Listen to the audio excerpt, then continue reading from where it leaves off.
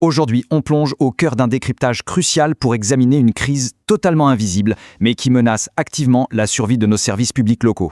On parle ici de l'épuisement profond de ceux qui dirigent au quotidien. Et attention, ce n'est plus du tout un phénomène marginal. Les managers territoriaux sont-ils en train de craquer en silence? C'est la grande question. Quand on observe la réalité du terrain, on est vraiment en droit de se demander si ces leaders n'ont pas tout simplement atteint leur point de rupture absolue. Première partie, le craquage silencieux, ou le symptôme visible d'une crise bien plus profonde. En surface, qu'est-ce qu'on observe? On voit des cadres complètement épuisés, des professionnels qui n'arrivent littéralement plus à déconnecter et qui vivent sous une tension structurelle permanente. Ce n'est pas juste un petit coup de bourre ou une surcharge de travail temporaire, c'est un véritable danger organisationnel. On s'attend à ce qu'ils tiennent la barre, qu'ils encaissent, sans leur donner ni le temps, ni les ressources humaines pour le faire. Deuxième partie, la fragmentation de l'attention. C'est la première couche juste sous la surface.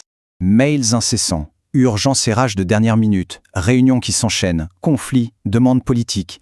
La journée d'un manager se résume aujourd'hui à une avalanche de micro-sollicitations. C'est une machine à broyer la concentration. Tout ce bruit de fond efface complètement, mais alors complètement, le temps qui devrait être consacré à la réflexion stratégique. C'est un peu comme un puzzle impossible. D'un côté, on a le rôle théorique, le gestionnaire opérationnel.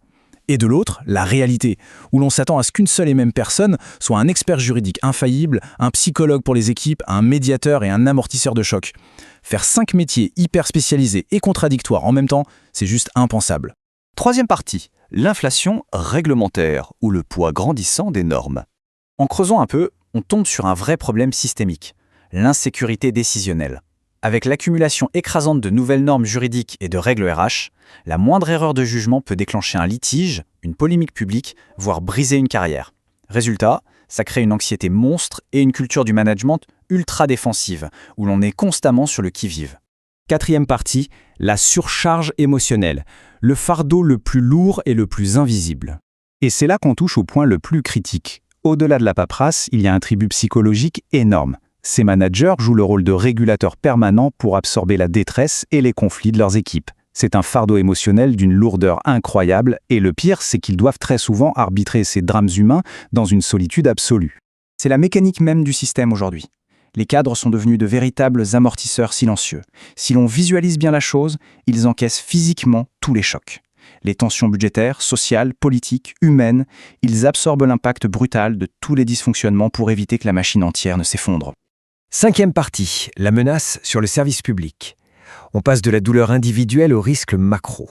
Derrière la fatigue managériale se joue la continuité du service public.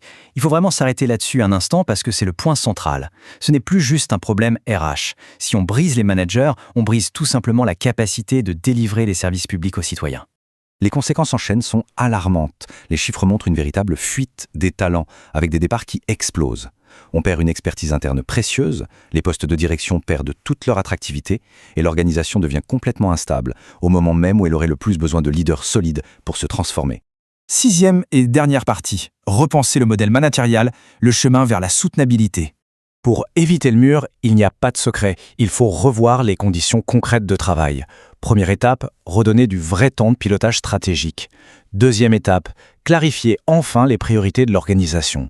Et troisième étape, reconnaître et supprimer toutes ces injonctions contradictoires qu'on fait peser sur le terrain. Aujourd'hui, préserver l'équilibre manager des managers n'est plus un vague bonus. C'est la condition sine qua non, le prérequis absolu pour garantir l'efficacité et la continuité du service public. Les organisations qui survivront et s'en sortiront sont celles qui feront de cette soutenabilité humaine une vraie priorité stratégique, et pas juste une pensée après coup. On termine avec cette réflexion fondamentale. Jusqu'à quand les managers peuvent-ils amortir ces tensions? Quelle est la vraie fragilité de notre système? Combien de temps ces amortisseurs silencieux vont-ils encore pouvoir tenir avant que la structure entière ne cède pour de bon? C'est une question qui mérite vraiment qu'on s'y attarde.